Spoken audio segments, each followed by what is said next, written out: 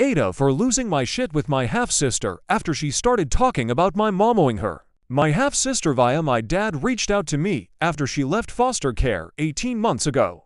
Dad and her mom lost custody of her when she was a baby and she went into the system.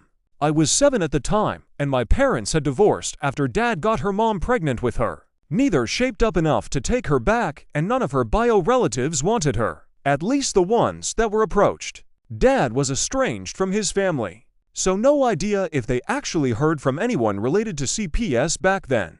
My mom was approached and told the social worker she would not take my half-sister. She told me about my half-sister and her being in foster care, and let me know that one day my half-sister might want contact with me. The day came, and I was like, what? If she has questions, I will try to answer them, and we'll see what happens. She was very enthusiastic to have me in her life and came on very strong. I set some boundaries and she pushed on them a lot until I let her know that she was at risk for losing contact with me again. She backed off and we started getting to know each other like the strangers we were. A few times she asked about my life and my childhood and my mom.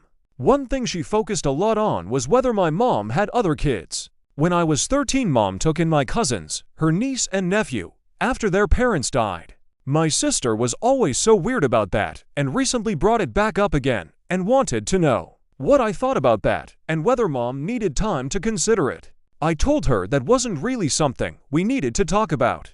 She went off saying of course it was. She called my mom a bitch and said she let her go into the foster system to rot and separating us, when a few years later she could take on 2 kids just because they were related to her. She started saying my mom owed her better than that seeing as she's my sister. I lost my shit with my half-sister and told her my mom owed her nothing.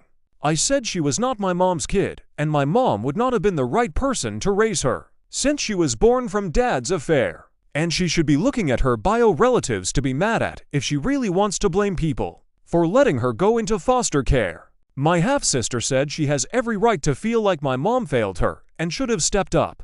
She said she was a baby and she went through hell her entire childhood in the system. She told me I was an ass for yelling at her and an even bigger one for defending my